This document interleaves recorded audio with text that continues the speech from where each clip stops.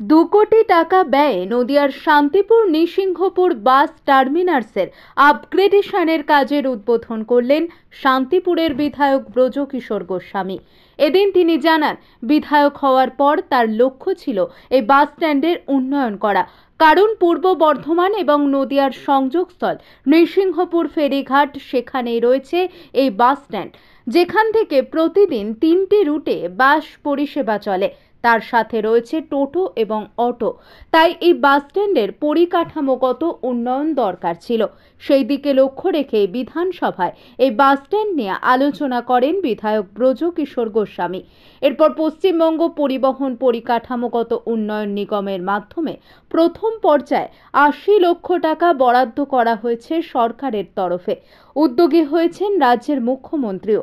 তাই টাকা বরাদ্দ হওয়ার পরই প্রথম পর্যায়ের কাজ শুরু হলো। এদিন বিধায়ক আরও জানান, এই বাস টার্মিনাস আধুনিকভাবে তৈরি হবে, থাকবে ক্যাফেটেরিয়া, সেলফি জোন এবং উন্নত মানের বিভিন্ন পরিকাঠামো। এদিন এই অনুষ্ঠানে উপস্থিত ছিলেন হরিপুর অঞ্চলের প্রধান বীরেন মাহাতো সহ পঞ্চায়েতের সদস্যরা। নদিয়া থেকে জগন্নাথ মণ্ডলের রিপোর্ট। আপনারা দেখছেন আরবিপি টিভি বেঙ্গলি নিউজ। চ্যানেলটা ভালো লাগলে সাবস্ক্রাইব করে সঙ্গে থাকুন সবার আগে খবর পাওয়ার জন্য। উদ্বোধন করলেন এবং কত টাকা ব্যয় হলো? শান্তিপুর ব্লকের এই হরিপুর অঞ্চলের কানলাঘাট, এখানে একটা বাস টার্মিনাস হোক, এটা আমার ব্যক্তিগতভাবে দীর্ঘদিনের ইচ্ছা ছিল এবং এলাকাবাসীর অনেকেরই ইচ্ছা ছিল। তা সেই ইচ্ছাকে মর্যাদা দিয়েছেন মাননীয় মুখ্যমন্ত্রী মমতা বন্দ্যোপাধ্যায়। তার অনুপ্রেরণা এবং আমাদের পরিবহন মন্ত্রী স্নেহাশিস বাবুর উদ্যোগে আজকে থেকে প্রথম ফেজের কাজ শুরু। কি কি সুবিধা পাবে মানুষ এখান থেকে? নিশ্চিতভাবে আপনারা জানেন যে এখানে অনেক অটো, টোটো এবং বাস, যেহেতু বাস টার্মিনাস, সেই বাস এখানে থাকতে পারবে। এখান থেকে রানাঘাট এবং আরও দূর দূরান্তের বাস যাতায়াত করবে। এটা ট্রান্সপোর্ট ডিপার্টমেন্টের জমি এবং গঙ্গার ধারে এত সুন্দর পরিবেশ। পিপিপি মডেলে গভর্নমেন্ট চাইছে যে এখানে ক্যাফেটেরিয়া থেকে আরও অনেক কিছু হোক।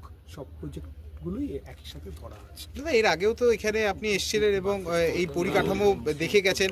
তার সাথে সাথে আরেকটা কথা বলেছিলেন যে এখানে একটা শেল্টারের ব্যবস্থা, অর্থাৎ আপৎকালীন সময়ে মানুষ যাতে থাকতে পারে, তার সাথে সাথে সেলফি জোন, এই কথাগুলোও কিন্তু তখন উঠে এসেছিল এবং বিশেষ করে ডিসপ্লে বোর্ড এবং দুদিকে দুটো গেট, সেগুলোও কি হচ্ছে? নিশ্চিতভাবে দুটো ফেজে কাজ হবে। ফার্স্ট ফেজের কাজ আজ থেকে শুরু হলো, তারপর ফার্স্ট ফেজের কাজ শেষ হওয়ার পর সেকেন্ড ফেজের কাজ শুরু হবে। আপনারা জানেন, যখন আধিকারিকরা এসেছিল তখন আপনারা ছিলেন।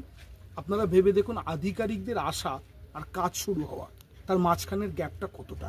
সেই গ্যাপের মধ্যে 2.5 মাস ছেড়ে দেবেন ভোটের জন্য। তাহলে দেখুন কত দ্রুততার সহিত আমরা কাজটা এখানে শুরু করব। আরেকটা প্রশ্ন রাখবো, কত ব্যয় হচ্ছে এই?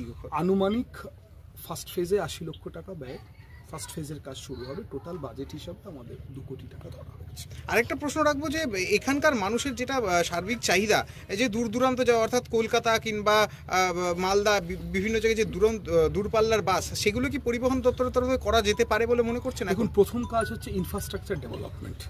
আমরা সেটা আগে করে নিই, তারপর নিশ্চিতভাবে দপ্তরের সঙ্গে আলোচনা করে আমি মানুষের জন্য সবসময় আছি।